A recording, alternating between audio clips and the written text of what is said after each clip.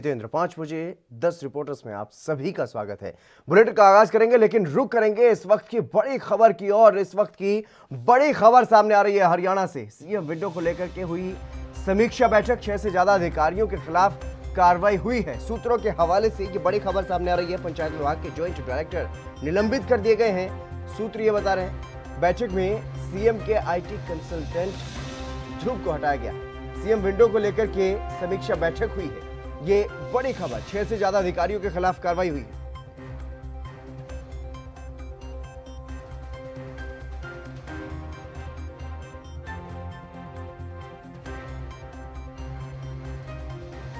अभिषेक हमारे संवाददाता चंडीगढ़ से हमारे साथ जुड़ गए। अभिषेक, क्या कुछ जानकारी है इस बैठक को लेकर के? सूत्रों के हवाले से ये बड़ी खबर आ रही है, 6 से ज्यादा अधिकारियों पर कार्रवाई। क्या कुछ हुई है कार्रवाई?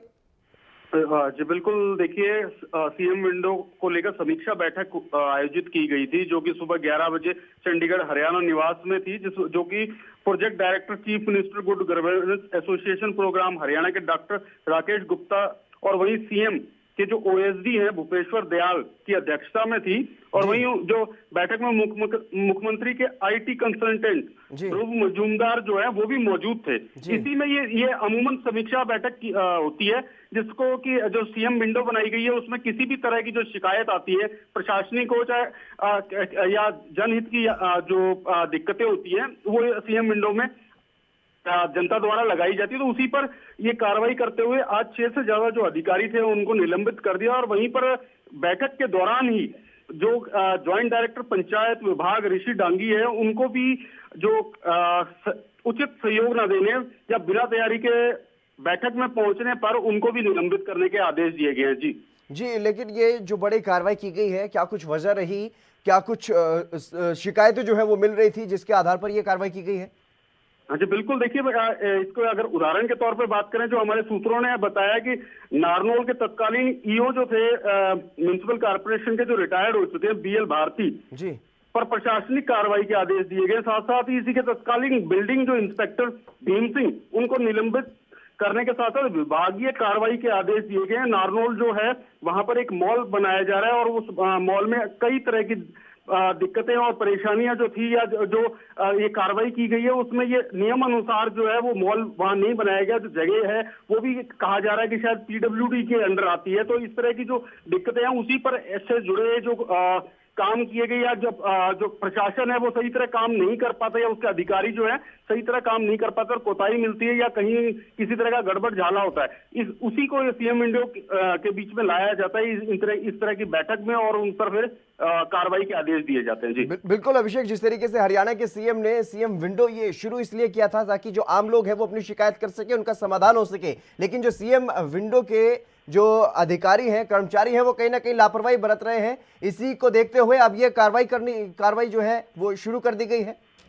जी देखिए, सीएम विंडो के अधिकारियों पर कार्रवाई नहीं हो रही है। मैं इसमें दुरुस्त करना चाहूंगा, ये जो कार्रवाई है ये प्रशासनिक जो अधिकारी हैं, जो विभाग से कई विभागों से जुड़े हुए हैं, जिसमें बीडीपीओ है, पंचायत अधिकारी है, इस तरह के जो उनकी जो शिकायतें मिलती है, उनसे विभाग से जुड़ी जो शिकायतें मिलती है, कोई कहीं घोटाला हुआ है, कहीं गड़बड़ हुई है या किसी तरह का उसमें कोताही बरती गई है, उस तरह के जो मामले सरकार के संज्ञान में आते हैं, उन्हीं मामलों को देखने के लिए, जांच के लिए ये सीएम विंडो का निर्माण किया गया। और इसमें जो अधिकारी हैं, आईएएस लेवल के जो अधिकारी हैं वो इसको मॉनिटर करते हैं और जो सीएम के ओएसडी हैं भूपेश्वर दयाल, उनके अंडर में ये सीएम विंडो काम करता है। तो इस तरह की जो शिकायतें उन पर गलती पाए जाने पर ये अधिकारियों के खिलाफ कार्रवाई की जाती है। जी, तमाम जानकारी देने के लिए बहुत बहुत शुक्रिया अभिषेक। ये बड़ी खबर हरियाणा से। चलिए इसी बीच शुरू करेंगे एक और बड़ी खबर की ओर। पंजाब से इस वक्त की एक और बड़ी खबर सामने आ रही है। पंजाब में नाइट कर्फ्यू बढ़ा दिया गया है। पंजाब सरकार ने यह बड़ा फैसला लिया है। कोरोना के चलते नाइट कर्फ्यू का समय जो है वो बढ़ा दिया गया है। 1 दिसंबर से 15 दिसंबर तक ये समय था, लेकिन अब 1 जनवरी 2021 तक नाइट कर्फ्यू का समय बढ़ा दिया गया है। और खासतौर पर जो शादी समारोह हो रहे हैं उनकी निगरानी करने के निर्देश दिए गए हैं। पंजाब सरकार की तरफ से सख्त दिशा निर्देश दिए गए हैं पुलिस अधिकारियों को, पुलिस कर्मचारियों को, कि जहां भी शादी के जो समारोह हो रहे हैं वहां पर ध्यान दिया जाए, वहां पर ज्यादा भीड़ भाड़ ना हो, क्योंकि इस तरीके से कोरोना नियमों की अनदेखी जो है वो ऐसे समारोह में, ऐसे कार्यक्रमों में की जा रही है। उसी को देखते हुए यह फैसला लिया गया है। 1 जनवरी तक नाइट कर्फ्यू का समय जो है वो बढ़ा दिया गया।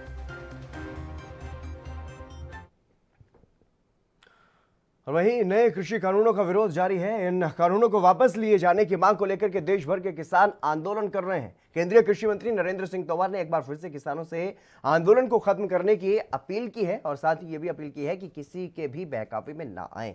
सरकार संशोधन को तैयार है। वहीं कृषि मंत्री की अपील का किसानों पर कोई असर होता हुआ दिखाई नहीं दे रहा है। उन्होंने साफ और स्पष्ट शब्दों में आंदोलन को जारी रखने का ऐलान किया है।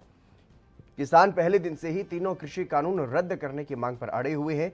अब किसानों ने आंदोलन को बड़े स्तर पर ले जाने की ठान ली है। किसान अब 12 दिसंबर को देश भर के टोल नाकों को फ्री करने की तैयारी में है, जबकि 14 दिसंबर को देश भर में बीजेपी नेताओं के घेराव से लेकर के जिला मुख्यालयों पर प्रदर्शन की योजना की जा रही है। और यही नहीं, सरकार पर दबाव बढ़ाने के लिए किसान संगठनों ने 12 दिसंबर से दिल्ली की घेराबंदी भी बढ़ाने की चेतावनी दी है। इसके अलावा मामला सुप्रीम दरवाजे पर भी पहुंच चुका है। सुप्रीम कोर्ट में दी गई याचिका में तीनों ही कृषि कानूनों को चुनौती दी गई।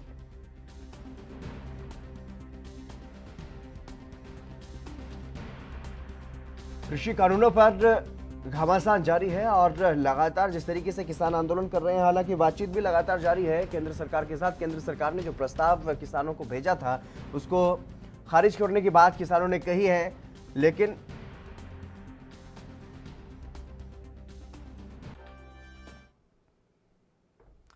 लगातार किसान आंदोलन कर रहे हैं। राजीव तिवारी हमारे संवाददाता दिल्ली से हमारे साथ जुड़ गए हैं। राजीव, क्या कुछ जानकारी है फिलहाल किसानों की तरफ से, क्या कुछ तैयारी की जा रही? देखिए, बिल्कुल बता दें, जिस तरीके से बात करें किसानों की, तो किसान अभी भी अपनी ही मांगों पर अड़े हुए हैं और कहीं ना कहीं सरकार को छुट्टी देते जा रहे हैं, क्योंकि हर कदम पर किसान जो है वो सरकार से टक्कर ले रहे हैं और कहीं ना कहीं सरकार तक मैसेज दिया जा रहा है कि सरकार जो तीनों ही कृषि कानून जो बिल लेके आई है, यानी कानून लेके आई है, उसको रद्द करे।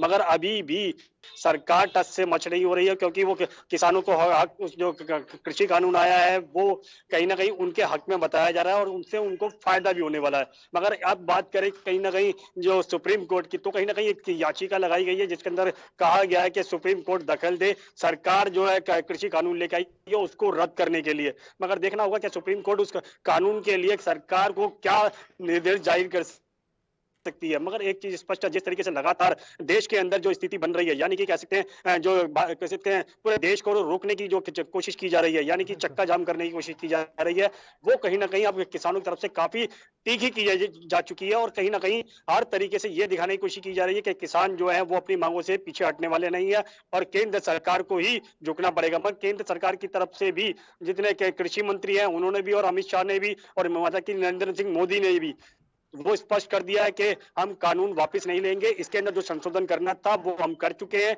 किसानों को मान लेना चाहिए और अपना धरना प्रदर्शन खत्म कर देना चाहिए। जी राजीव, 2 हफ्ते से ज्यादा का वक्त हो चुका है, किसान लगातार वहां पर डटे हुए हैं। अब तक सबसे पहले ये आपसे जानना चाहूंगा, कितनी भारी संख्या में वहां पर किसान डटे हुए हैं और कितनी बड़ी संख्या में और किसान वहां पर पहुंच रहे हैं?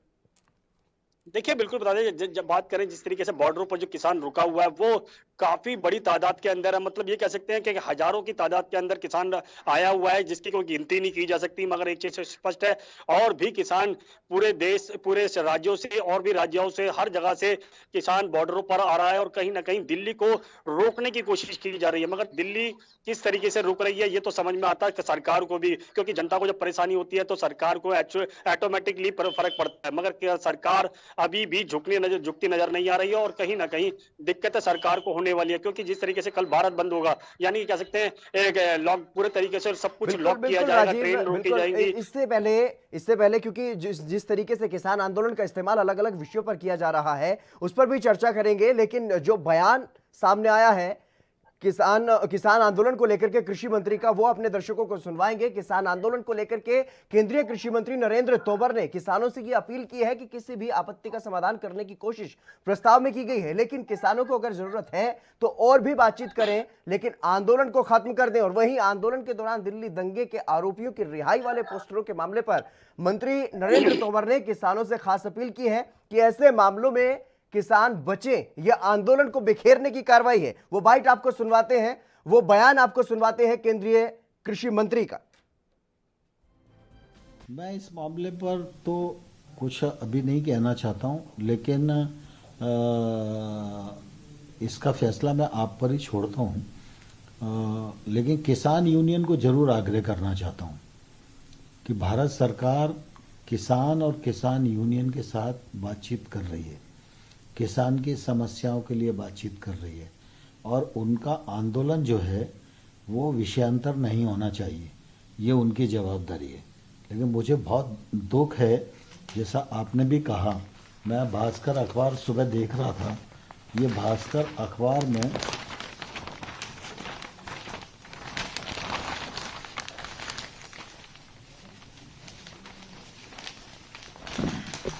जो ये फोटो छपा हुआ है, मैं इसको दिखाना चाहता हूँ आपको कि ये क्या प्रदर्शित करता है।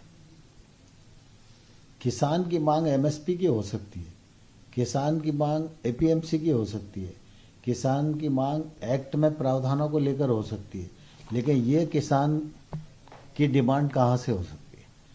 अगर ये डिमांड और ये पोस्टरबाजी अगर वहाँ हो रही है, तो मैं किसान यूनियन के नेताओं से कहना चाहता हूँ कि इससे बचना चाहिए, और ये किसान आंदोलन। राजीव तिवारी हमारे संवाददाता हमारे साथ बने हुए हैं। राजीव, ये किस तरीके की जो किसान आंदोलन है, ये किस तरीके की गतिविधियां किसान आंदोलन के पीछे से हो रही हैं, किसान आंदोलन का सहारा लेकर के किस तरीके की गतिविधियां दिल्ली में हो रही हैं? देखिए, बिल्कुल एक चीज तो स्पष्ट है, जिस तरीके से कृषि मंत्री ने ये जो अखबार का जानी दिखाया और कहीं ना कहीं उस चीज की फोटो दिखाई, वो कहीं ना कहीं एक सवालिया निशान खड़ा करता है, क्योंकि किसानों के बीच में अगर इस तरीके की डिमांड उठती है, वो कहीं ना कहीं चिंता का विषय है। जिस तरीके से पोस्टर लगाए गए हैं, वहां पर पोस्टरों के अंदर लिखा हुआ है कि सर्जिकल इमाम को रिहा किया जाए, कह सकते हैं उमर खालिद को रिहा किया जाए, और कहीं ना कहीं ये जो आंदोलन है, इसको एक भटकाने की कोशिश की जा रही है, इसके अंदर एक राजनीति की जा रही है, ताकि जो दिशा निर्देश है, यानी कि किसानों को जो दिशा निर्देश है, उसको बदल कर कहीं और ले जाने की कोशिश की जा रही है। मगर इस तरीके से पहले भी किसानों ने स्पष्ट किया था कि हम सिर्फ शांतिपूर्ण बात करने आए हैं और अपनी मांगों को रखेंगे, चाहे इसके लिए हमें धरना प्रदर्शन क्यों ना करना पड़े, मगर हमारी तरफ से कोई भी ऐसी हिंसक घटना नहीं घटेगी। मगर कहीं ना कहीं अब जब कह सकते हैं स्थिति बदल रही है, और कहीं ना कहीं इसके अंदर जो तमाम जो पार्टियां आ रही हैं और तमाम संगठन आ रहे हैं, वो कहीं ना कहीं इसका सहारा ले रहे हैं किसानों का आड़ का। मगर किसानों के आड़ में अगर इस तरीके की पोस्टरबाजी की जाती है, तो कहीं ना कहीं किसानों की जो मांग है वो बदल जाएगी, और कहीं ना कहीं दिक्कतें किसानों को भी आएंगी, क्योंकि अगर डिमांड इस तरीके की चलती है, पोस्टरबाजी होती है, तो कहीं ना कहीं एक सवालिया निशान जरूर खड़ा होता है कि किसान क्या कर रहे हैं और किस तरीके की मांग को डिमांड कर रहे हैं। जी बिल्कुल राजीव, जिस तरीके से किसान वहां पर लगातार ठंड में अपनी मांगों को लेकर के धरना प्रदर्शन कर रहे हैं, सरकार को जगाने की कोशिश कर रहे हैं, और जैसे आरोप किसानों पर लगते रहे हैं कि खालिस्तानी ये किसान वहां पर हैं, कुछ लोग आतंकवादी बोल रहे हैं, कुछ लोग खालिस्तानी आतंकवादी, और कुछ लोग आप जिस तरीके से दिल्ली दंगों को जोड़ करके अब इसको देख रहे हैं, तो ये कहीं ना कहीं भटका देने वाली बातें हैं। जिस तरीके की गतिविधियां वहां पर हो रही हैं, ऐसे में किसान नेताओं का यह फर्ज बनता है कि किसान नेता किसी भी ऐसे शरारती तत्वों को या ऐसे भटकाने वाले लोगों को अपने से दूर रखें। हालांकि तमाम राजनीतिक लोगों से यह कहा गया है कि अपना राजनीतिक झंडा जो है वो पीछे छोड़ करके आए, लेकिन इस तरीके के लोग अभी भी अपना जो उल्लू सीधा करने का काम वहां पर कर रहे हैं। देखिए, बिल्कुल सही कहा आपने, एक चीज तो स्पष्ट है, इसके अंदर राजनीति जरूर की जा रही है, और किसानों की आड़ में कहीं ना कहीं राजनीति जो पार्टियां हैं वो अपना स्वार्थ देख रही हैं, चाहे इसमें कोई संस्था है या फिर कोई किसी भी पार्टी के बंदे लोग हैं, या फिर कहे या उनके जो नेता हैं, कहीं ना कहीं किसानों का सहारा लेकर सिर्फ अपनी राजनीति करना चाह रहे हैं, और उसके अलावा कुछ नहीं। और किसानों का जो मुद्दा है वो कहीं ना कहीं अब डूबता चला जाएगा, क्योंकि अगर इस तरीके की पोस्टरबाजी दिखते हैं या फिर कोई और कोई घटनाएं दिखती हैं, तो वो कहीं ना कहीं किसानों के ऊपर सवालिया निशान खड़ा करेगा, और किसानों की जो मांग है वो कहीं ना कहीं किसी और दिशा में चली जाएगी, और सरकार कहीं ना कहीं उसका फायदा उठाती नजर आएगी फिर। जी बिल्कुल बिल्कुल राजीव, तमाम जानकारी देने के लिए बहुत बहुत शुक्रिया आपका। लगातार किसान डटे हुए हैं, लेकिन किसानों का जो आंदोलन है उसको भटकाने की कोशिश भी की जा रही है। फिलहाल रुकेंगे एक छोटे से ब्रेक के लिए, जल्द हाजिर होंगे।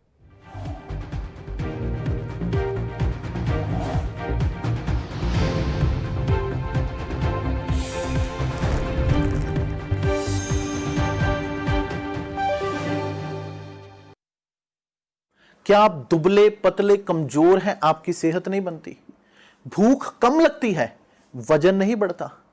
दरअसल मेन बात खाना पीना खाना नहीं है, मेन बात है खाया पिया लगना। और अगर खाया पिया लगेगा ही नहीं तो सेहत बनेगी कैसे?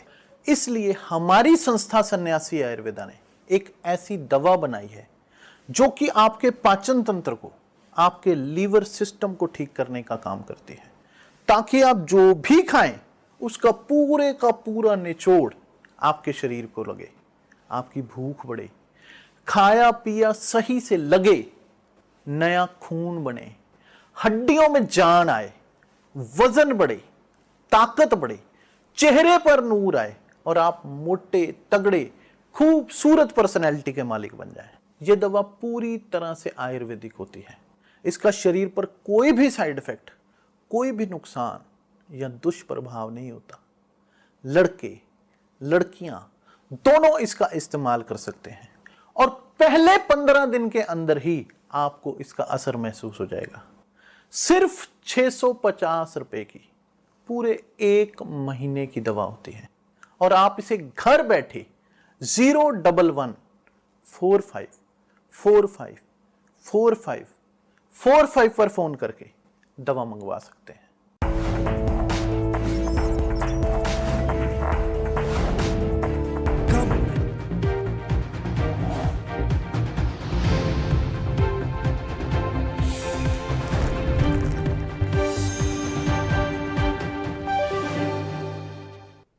ब्रेक के बाद एक बार फिर से आप सभी का स्वागत है। खबरों में आगे बढ़ेंगे। किसान आंदोलन का मुद्दा लंबे समय से गरमाया हुआ है और इस पर राजनीति भी हो रही है। लगातार विपक्ष की तरफ से सत्ता पक्ष को घेरने की कोशिश की जा रही है और अलग अलग जो गठबंधन में सहयोगी हैं उनको ये भी नसीहत दी जा रही है कि वो सरकार से अलग हो जाएं। लेकिन अब एक बार फिर से इस मामले पर हरियाणा के डिप्टी सीएम दुष्यंत चौटाला का बड़ा बयान सामने आया है। उन्होंने साफ कर दिया है कि अपने राजनीतिक विरोधियों पर खुलकर के हमला बोला और साफ तौर पर यह कह दिया है कि जब तक हम सत्ता में हैं तब तक एमएसपी किसानों को मिलेगी। अगर हम एमएसपी को लेकर के किसानों को भरोसा नहीं दिला पाए तो सत्ता से इस्तीफा देकर के अलग हो जाऊंगा। ये बड़ा ऐलान दुष्यंत चौटाला ने किया।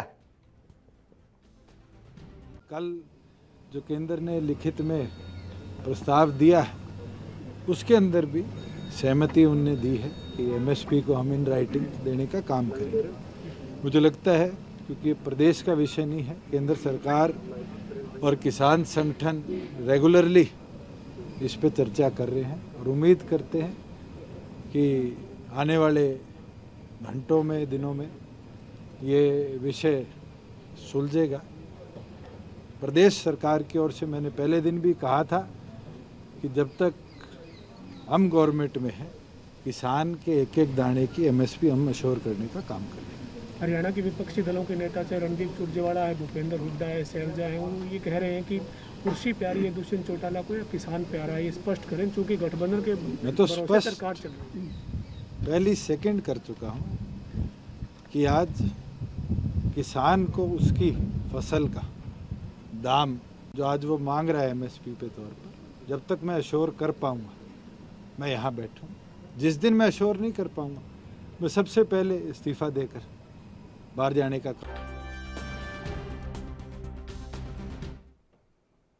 अभिषेक हमारे संवाददाता इस खबर पर अधिक जानकारी के साथ हमारे साथ जुड़ गए हैं। अभिषेक, क्या कुछ जानकारी है किस तरीके से ये जानकारी जो निकल करके सामने आ रही है कि जो विधायक हैं जेजेपी के वो भी दबाव बना रहे हैं अपनी पार्टी पर, अपनी पार्टी के नेताओं पर कि सरकार से अपना समर्थन वापस ले लिया जाए, लेकिन ऐसे में अभी भी दुष्यंत चौटाला ये कहते हुए नजर आ रहे हैं कि जिस दिन मैं भरोसा नहीं दे पाऊंगा उसी दिन अलग होने का फैसला लूंगा। जी बिल्कुल, देखिए हितेंद्र, ये दुष्यंत चौटाला जो है डिप्टी सीएम है हरियाणा में, उनका साफ तौर पे कहना है कि जब एमएसपी की गारंटी हम देते हैं और किसानों को आश्वस्त करते हैं कि एमएसपी खत्म नहीं होगी और मंडियों में खरीद जो है वो जारी रहेगी, और जिस दिन एमएसपी नहीं मिलेगी उस दिन मैं सबसे पहला व्यक्ति हूँगा जो सरकार से अपना समर्थन लेकर और उप मुख्यमंत्री का जो पद है उससे इस्तीफा दे दूंगा, क्योंकि एमएसपी जो है किसानों को किसी भी हद तक खत्म नहीं करने दी जाएगी। ये उनका जो साफ तौर पे उप मुख्यमंत्री दुष्यंत चौटाला ने ये कहा कि एमएसपी है उसको खत्म नहीं होने दी जाएगा, क्योंकि सरकार में उनका कहना है कि सरकार में होने का एक यही कारण है कि एमएसपी की जो बात है किसानों के जो हित में जाती है वो बार बार सरकार के संज्ञान में लाना और उनको दिलवाना, ये मेरा मुख्य काम है। जी, लेकिन अभिषेक, इस बारे में क्या कुछ जानकारी है? कितने ऐसे जेजेपी के विधायक हैं जो जेजेपी पर ये दबाव बना रहे हैं कि सरकार से अपना समर्थन वापस लें? जी देखिए, ये कहा नहीं जा सकता कि समर्थन वापसी की वो मांग कर रहे हैं, लेकिन हाँ वो साफ तौर पे खुले जो समर्थन कर रहे हैं किसानों का, बॉर्डर पे जाके, दिल्ली बॉर्डर पे जाके वो समर्थन करते हुए दिख रहे हैं। वहीं जो इनमें जेजेपी जो एक विधायक है, उन्होंने अपना चेयरमैनशिप का भी पद छोड़ दिया और वहीं उन्होंने जाके किसानों के हक की लड़ाई लड़ने की बात कही और बॉर्डर पे जाके किसानों को खुले तौर पर समर्थन दिया। तो ये जो समर्थन दिया जा रहा है, इसके हिसाब से आप कह सकते हैं कि ये दबाव बनाया जा रहा है डिप्टी सीएम पे या सरकार पर कि जो लिखित तौर पे जो किसानों की मांग है कि कृषि कानून जो 3 बनाए गए इनको वापस लिया जाए और एमएसपी की 100% गारंटी दी जाए। जी, कहीं ना कहीं ऐसा लगता है कि हरियाणा की खट्टर सरकार पर जो संकट के बादल जो है वो छाए हुए हैं, क्योंकि जितने निर्दलीय विधायकों का समर्थन सरकार को है वो भी अपनी आंखें जो है वो दिखाते हुए नजर आ रहे हैं। डिप्टी सीएम भी कहीं ना कहीं किसानों के दबाव में जरूर नजर आते हैं, हालांकि वो इस बात को भी कहते हैं कि अगर एमएसपी का मैं भरोसा नहीं दिला पाया किसानों को तो इस्तीफा दूंगा।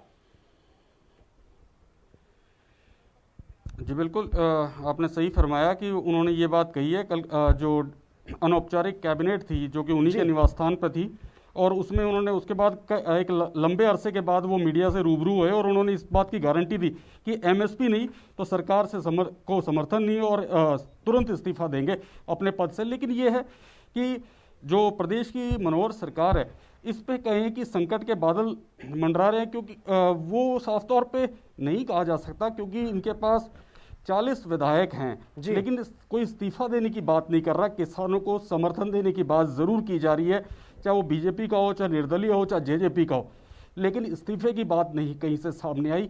तो इसलिए ये नहीं कहा जा सकता कि जो सरकार है वो संकट में है। जी, इस्तीफा देने की बात भले ही नहीं है, लेकिन समर्थन वापस कहीं ना कहीं लिया जा सकता है, क्योंकि जिस तरीके से निर्दलीय विधायक अपना जो नजरिया है वो पेश कर चुके हैं और किसानों को समर्थन कर रहे हैं। हालांकि ये अभी देखने वाली बात होगी। अभिषेक, तमाम जानकारी देने के लिए बहुत बहुत शुक्रिया आपका। डिप्टी सीएम हरियाणा के दुष्यंत चौटाला उन्होंने साफ कर दिया है कि अगर एमएसपी का भरोसा किसानों को नहीं दिला पाया तो इस्तीफा दे दूंगा सरकार से। वहीं जम्मू कश्मीर के श्रीनगर के नूरबाग इलाके में आतंकियों ने शुक्रवार को सीआरपीएफ के शिविर पर एक ग्रेनेड फेंका है। गनीमत रही है कि हमले में कोई भी हताहत नहीं हुआ। पुलिस के एक अधिकारी ने यह बताया कि आतंकवादियों ने सुबह 6:40 पर शिविर में ग्रेनेड फेंका और ग्रेनेड शिविर के बाहर फटा और इसमें एक कुत्ता जरूर मारा गया है। इससे पहले गुरुवार को कुलगाम में सीआरपीएफ के जवानों को निशाना बनाते हुए आतंकियों ने ग्रेनेड हमला किया था। हालांकि इस हमले में भी किसी भी तरह का कोई नुकसान नहीं हुआ। और बता दें कि प्रदेश में चल रहे डीडीसी चुनावों को लेकर के लोगों का उत्साह जो देखने को मिल रहा है उससे आतंकी संगठन बौखलाए हुए हैं। लोगों में खौफ उत्पन्न करने और घाटी का माहौल खराब करने के लिए आतंकी इस तरह की कायराना हरकतों को अंजाम दे रहे हैं।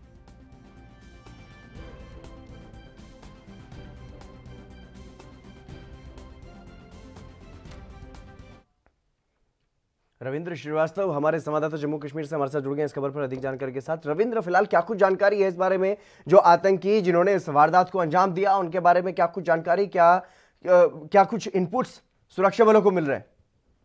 जी देखिए, आज सुबह जो आतंकी हमला किया गया है सीआरपीएफ कैंप के बाद, उसके बाद घाटियों को खंगाला जा रहा है और जगह जगह तलाशी अभियान जो है चलाए जा रहे हैं उन आतंकियों को पकड़ने के लिए, क्योंकि लगातार जिस तरह से डीडीसी के चुनाव जो हैं वो चल रहे हैं, 5वें चरण का जो है मतदान वो समाप्त हो चुका है, लेकिन आतंकी कहीं ना कहीं बौखलाए हुए हैं, क्योंकि जिस तरह से पाकिस्तान में बैठे आतंकियों के आका और आईएसआई के जो दिशा निर्देश है कि कश्मीर घाटी के अंदर जो डीडीसी के चुनाव हैं उनमें खलल डाला जाए, उनको बाधित किया जाए, और इसी वजह से लगातार आतंकी जो हैं वो हमले कर रहे हैं, लेकिन कहीं ना कहीं वो नाकाम हो रहे हैं।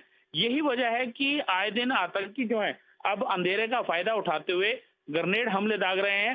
हालांकि पहले भी एक बार ग्रेनेड हमला सीआरपीएफ की टुकड़ी पर किया गया था, लेकिन आज सुबह जो है जो नूरबाग इलाका है श्रीनगर का, वहां पर जो सीआरपीएफ कैंप है वहां पर ग्रेनेड दागा गया।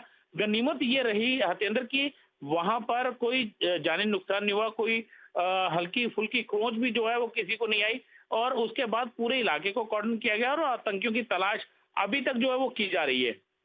चप्पे चप्पे पर सुरक्षा बलों की तैनाती है, लेकिन उसके बावजूद भी इस तरीके की हरकत करके भागने में कामयाब रहते हैं वहां पर आतंकी। हतेंद्र, ऐसा है कि जिस तरह से आतंकी जो है कुछ आतंकी लोकल हैं और उनको कुछ लॉजिस्टिक सपोर्ट जो है वो मिलता है, जिसकी वजह से आतंकी अपनी ऐसी नापाक हरकतें जो है वो करते हैं। और आज भी जिस तरह से ये हरकत की गई है, हालांकि इसमें उनको वो नुकसान नहीं कर पाए, लेकिन कहीं ना कहीं सुरक्षा एजेंसियां पूरी तरह से सतर्क हैं।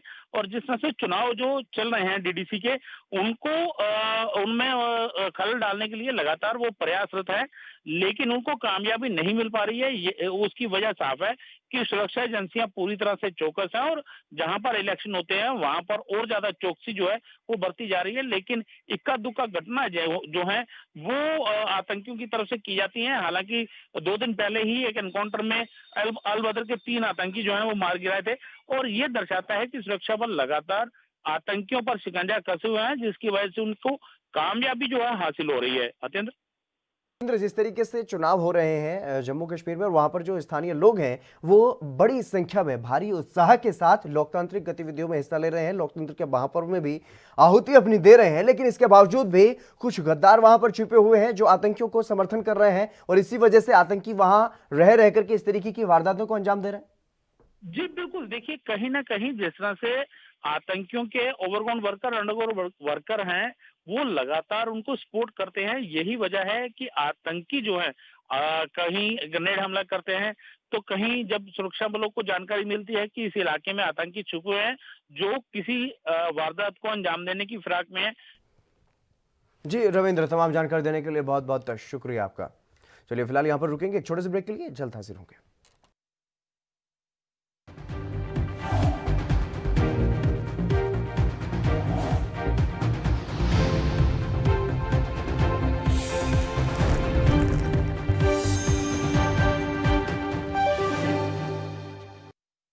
क्या आप दुबले पतले कमजोर हैं, आपकी सेहत नहीं बनती, भूख कम लगती है, वजन नहीं बढ़ता?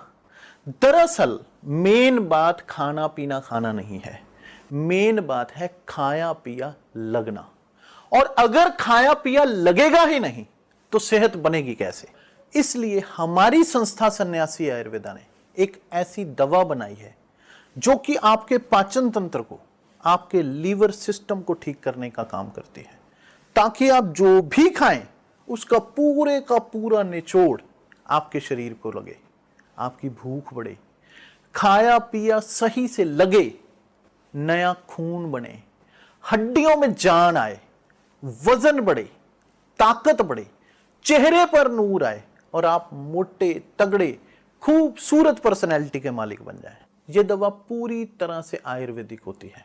इसका शरीर पर कोई भी साइड इफेक्ट, कोई भी नुकसान या दुष्प्रभाव नहीं होता।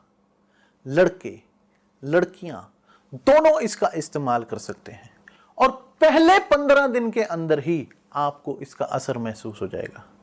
सिर्फ 650 रुपए की पूरे 1 महीने की दवा होती है और आप इसे घर बैठे 01145454545 पर फोन करके दवा मंगवा सकते हैं।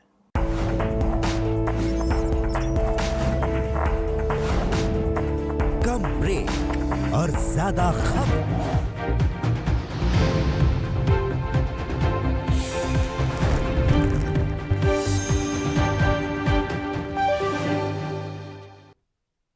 ब्रेक के बाद एक बार फिर से आप सभी का स्वागत है। खबरों में आगे बढ़ेंगे। मध्य प्रदेश में नशा विरोधी अभियान चलाए जाने को लेकर के सीएम शिवराज सिंह चौहान ने एक बैठक की है। इस बैठक के बाद सीएम ने कहा है कि प्रदेश में ड्रग माफिया किशोर बच्चों में इसकी आदत डालने की कोशिश कर रहे हैं। मानवता के इन दुश्मनों को उखाड़ फेंकने के लिए एक विशेष अभियान की आवश्यकता है। इनके विरुद्ध ऐसी कार्रवाई हो कि प्रदेश में ये पूरी तरह से समाप्त हो जाए और बाद में भी कोई हिम्मत ना करे। प्रदेश में ड्रग माफिया को उखाड़ फेंकने के लिए कड़ी कार्रवाई की जा रही है। सीएम ने यह कहा है कि नशा करने वाले बच्चों को उनकी लत छुड़ाने के लिए और पुनर्वास के लिए सामाजिक न्याय विभाग और स्वयंसेवी संगठनों का सहयोग लिया जाएगा। और इस बैठक में पुलिस विभाग को भी टीमों का गठन करने का निर्देश दिया गया है।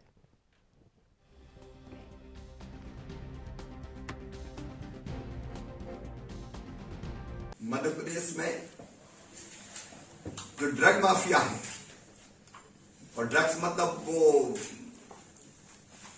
जो सफेद पाउडर जिसको कोई कोकीन कहता है, कोई और एमडीएमए, जो जिंदगी तबाह कर देते हैं बच्चों की, और यहां तक कि कई जगह बेटियों को भी उसकी आदत लगाई जा रही है। ऐसे ग्रोह का भी पता चला है। टीनेजर्स, हमारे बच्चे, किशोर वय के, कैसे उनको आदत लग जाए।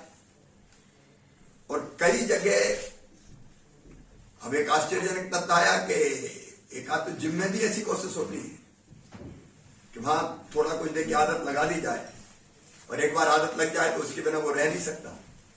तो बच्चों की जिंदगी तबाह हो जाती है, बेटों की, बेटियों की, और बाद में फिर वो अपराध की दुनिया में भी धंसने की संभावनाएं बढ़ती है।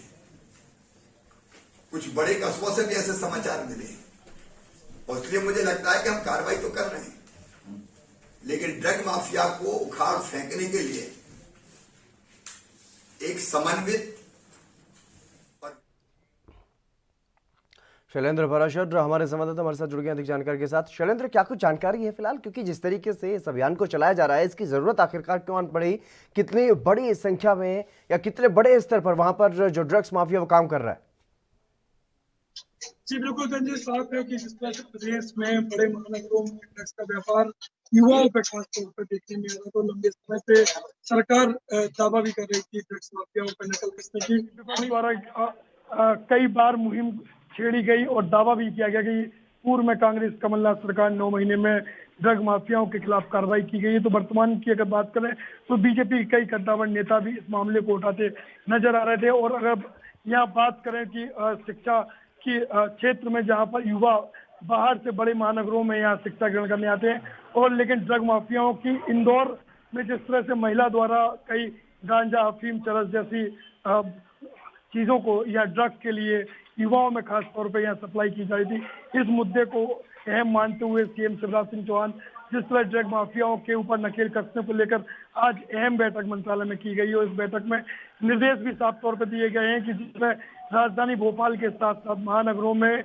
खुलेआम यहाँ पर हुक्का लॉन्च की बात हो, पब की बात हो, डिस्को की बात हो, और या होटलों में परोसी जाने वाली अवैध ड्रग वस्तुओं की बात हो, तो उस पर नकेल कसती नजर भी आई थी। और पूर्व में ताबड़तोड़ आबकारी विभाग की कार्रवाई भी प्रदेश भर में हुई थी। लेकिन सवाल इतने यहाँ पर एक और खड़ा होता है, जिस तरह से जहरीली शराब के नाम पर आबकारी विभाग ने लगातार कार्रवाई की, और कार्रवाई के बाद यहाँ पर अगर नकेल कसने की बात करें तो यह धंधा फल फूल रहा था, खास तौर पर हुक्का लॉन्चों में, और इसकी तरफ आकर्षित ऐसे युवा हो रहे थे जो कि नाबालिग थे। उनके ऊपर शिक्षा के साथ साथ यहाँ पर नशे की आड़ में जिस तरह से अश्लीलता और कई ऐसे मामले सामने आते थे, चाहे वह स्कूल के अलावा छोटे बच्चों को हम ट्रेन की पटरियों के आसपास भी देख सकते थे कि यहाँ पर किस तरह से सूरा और जैसे कई मेडिकल से ऐसे चीजों को बिना डॉक्टर की परमिशन से कई बार ले लिया जाता था। तो इन तमाम चीजों पर अगर गौर करें तो सरकार ने सख्ती दिखाते हुए पुलिस महानिदेशक को निर्देश भी दिए हैं कि अब ड्रग्स पर लगाम लगेगी, और छोटी छोटी चीजों पर जिस तरह से बच्चों को कहां से ये नशा सप्लाई होता है उस पर भी नकेल कसेंगे। लेकिन बड़ा सवाल यहाँ पर एक और आता है कि यहाँ पर छोटी छोटी गुमटियों में कई बार गांजा या तमाम तरह की नशीले पदार्थ यहाँ परोसे जाते हैं, और मेडिकल सेंटरों में भी ऐसी नशेल, चूंकि अभी वर्तमान में कोरोना काल के बाद यहाँ सर्दी के माहौल में कफ, खांसी, जुकाम जैसे मैटर है, मामले हैं, तो इसमें दवा के रूप में बेधड़क तरीके से बिना किसी डॉक्टर की परमिशन से यहाँ पर दवाई, नशीली जो दवाई है वो दे दी जाती हैं, जिससे निश्चित ही युवाओं में नशे की लत लग रही है, और प्रदेश का भविष्य खतरे में देखते हुए सीएम शिवराज सिंह चौहान की यह बैठक ली गई। बिल्कुल शैलेंद्र, तमाम जानकारी देने के लिए बहुत बहुत शुक्रिया आपका। तो जिस तरीके से ड्रग माफिया जो है वो बड़े स्तर पर अपना जो पैर है उनको पसारने की कोशिश कर रहा है और युवाओं को नशे की लत डालने की कोशिशों में है, इसी के खिलाफ अब मध्य प्रदेश में सीएम शिवराज सिंह चौहान ने एक बैठक करके एक अभियान छेड़ने की शुरुआत जो है वो कर दी है। चलिए बढ़ेंगे अगली खबर की तरफ। राजस्थान पंचायत चुनाव में मिली हार के बाद अब राज्य के गहलोत सरकार के सामने संकट गहराता हुआ नजर आ रहा है। जानकारी के मुताबिक भारतीय ट्राइबल पार्टी, जिसका समर्थन कांग्रेस सरकार को था, उसने अपने समर्थन को वापस ले लिया है और पार्टी का यह आरोप है कि कांग्रेस ने उसके साथ छल किया है। बीटीपी के 2 विधायक कांग्रेस को अपना समर्थन दे रहे थे। जानकारी के मुताबिक भारतीय ट्राइबल पार्टी के विधायक राजकुमार रोत और रामप्रसाद ने अपना निर्णय लेते हुए कांग्रेस से अपना समर्थन वापस ले लिया है। बता दें कि जिला प्रमुख पद पर निर्दलीय नामांकन भरकर चुनाव लड़ने वाले भाजपा की सूर्या आहारी ने कांग्रेस के समर्थन से बीटीपी समर्थित पार्वती को एक वोट से हराकर के जिला प्रमुख पद पर जीत हासिल की है। दरअसल जिला परिषद की 27 सीटों में से बीटीपी समर्थित 13 निर्दलीय जीत करके आए थे और वहीं कांग्रेस के 6 और बीजेपी के 8 उम्मीदवार जीते थे।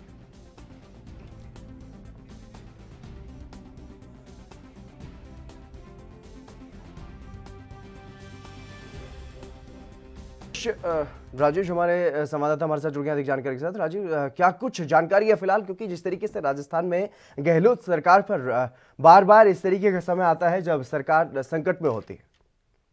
जी, मैं बताना चाहूंगा कि मुख्यमंत्री गहलोत कितने ही रणनीतिकार हो को वर्तमान समय के अंदर उनको काफी परेशानियों का सामना करना पड़ रहा है।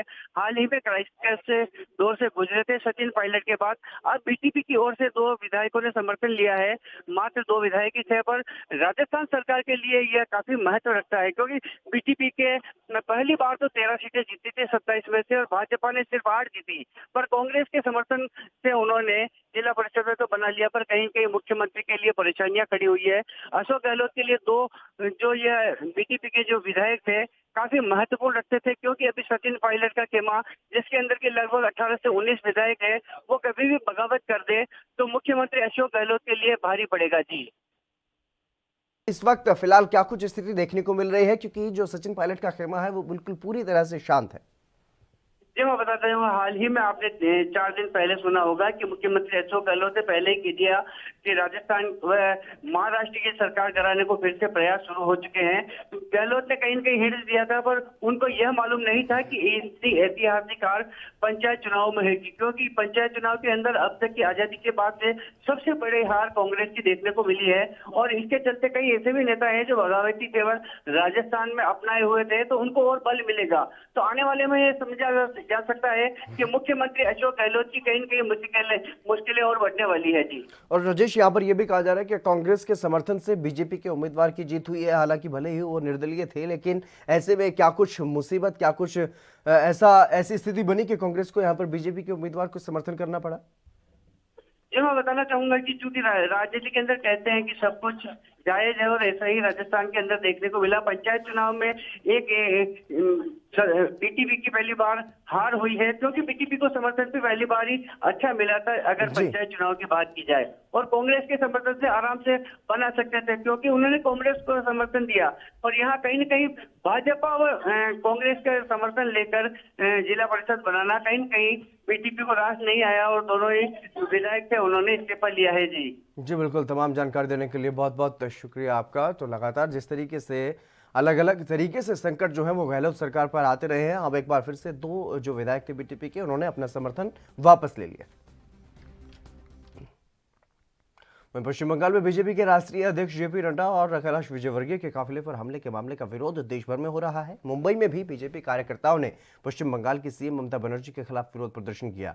इस दौरान उन्होंने यह कहा कि बंगाल में लोकतंत्र की हत्या और गुंडाराज की मसीहा बन चुकी है ममता बनर्जी, इसलिए उनके खिलाफ विरोध प्रदर्शन किया जा रहा है। विरोध प्रदर्शन के दौरान ममता बनर्जी का पुतला जलाया गया, पोस्टर पर कालिख भी पोती गई।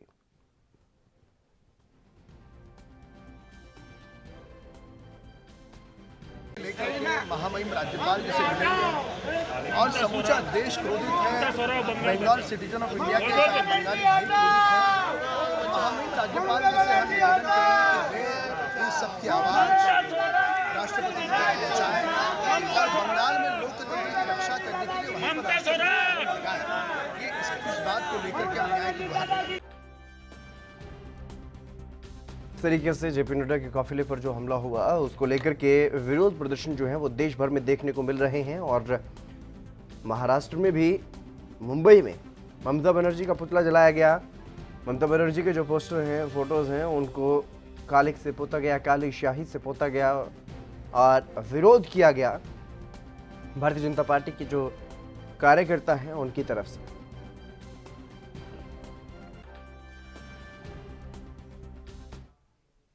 मुरारी सिंह हमारे संवाददाता फोनलाइन पर हमारे साथ जुड़ गए हैं। मुरारी, क्या कुछ जानकारी है जिस तरीके से विरोध प्रदर्शन किया गया, और ये भी बात कही जा रही थी कि राज्यपाल से बात की जाएगी और इस बारे में उनसे बात करके कुछ ना कुछ ऐसी मांग की जाएगी ताकि वहां पर पश्चिम बंगाल की जो स्थिति है उसको ठीक किया जा सके।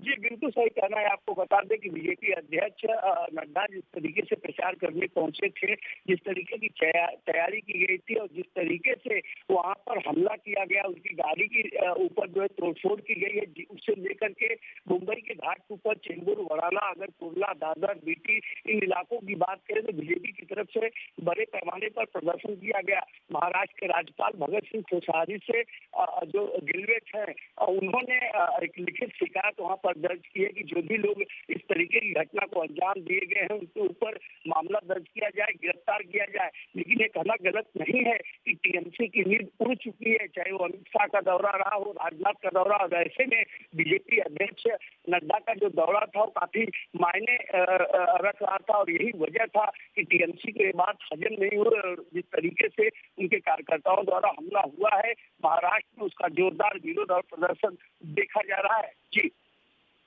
अलग अलग जगहों पर विरोध प्रदर्शन इस मामले को लेकर के किए जा रहे हैं, लेकिन जिस तरीके से विरोध प्रदर्शन मुंबई में किया गया, वहां पर पुतला जलाया गया, कालिक पोती गई, इससे क्या कुछ संदेश बंगाल सरकार को देने की कोशिश उन्होंने की है?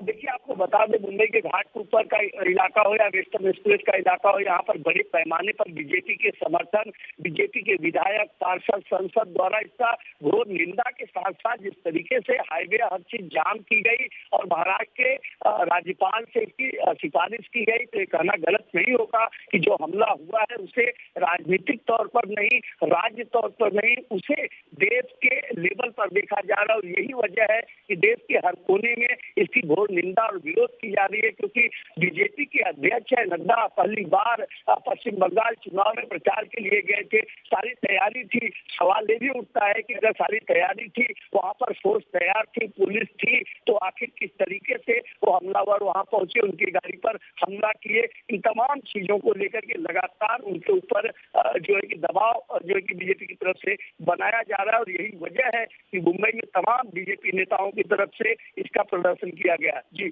बिल्कुल, तमाम जानकारी देने के लिए मुरारी बहुत बहुत शुक्रिया आपका। वहीं हिमाचल के कुल्लू में विकास कार्यों और संस्कृति को दीवारों पर पेंटिंग के माध्यम से दिखाने का काम किया जा रहा है। शहर के डीसी दफ्तर की दीवारों पर पेंटिंग बनाने का काम शुरू भी हो गया है। पेंटिंग में दशहरा उत्सव सहित विकास कार्यों की छटा देखने को मिलेगी। और बता दें कि हिमाचल प्रदेश की स्थापना को 50 साल पूरे होने वाले हैं। ऐसे में सभी जिलाधिकारियों को ये निर्देश दिए गए हैं कि राज्य की संस्कृति और राज्य की जो 50 साल की उपलब्धियां हैं उन्हें पेंटिंग के जरिए प्रदर्शित करवाना है। इसी सिलसिले में ये काम करवाया जा रहा है ताकि दूसरे राज्यों से हिमाचल में घूमने आए वाले जो घूमने पहुंचते हैं पर्यटक, वो यहाँ की संस्कृति और राज्य की उपलब्धियों के बारे में जानकारी हासिल कर सकें। जी हाँ, जो हमारी हिमाचल सरकार है, हिमाचल सरकार के प्राप्त निर्देशानुसार जो भाषा संस्कृति एवं कला विभाग है, उनके माध्यम से, क्योंकि इस वर्ष जो हमारा 2021 का जो आगे वर्ष आने वाला है उसमें हमारा पूर्ण राज्यत्व दिवस हिमाचल प्रदेश बनने के पूरे 50 वर्ष पूरे हो रहे हैं। और इस वर्ष में हिमाचल सरकार के द्वारा निर्णय लिया गया है कि जितनी भी उपलब्धियाँ, जो भी अच्छे कार्य हमारे लोगों की कल्याण के लिए हिमाचल सरकार के द्वारा किए गए हैं विगत 50 सालों में, उनको चित्र के माध्यम से दर्शाया जाए। जो हमारे चिकित्सा का क्षेत्र है, परिवहन का क्षेत्र है, रोड इत्यादि हैं, जितने भी हमारी अचीवमेंट्स रही हैं, तो उसी के संदर्भ में हमारे उपायुक्त कार्यालय के बाहर जो 4 दीवारी है काफ़ी लंबी है और उसके ऊपर जो है भाषा संस्कृति विभाग के माध्यम से टेंडर कराए गए, पेंटरों की निविदाएं आवंटित की गई थी। उनमें से जो ये शौंडा जी हैं जो चित्रकार है, ये अब वहाँ पेंटिंग। चलिए, इस खास बुलेटिन में फिलहाल बस इतना ही। आप देखते रहिए ANP न्यूज़।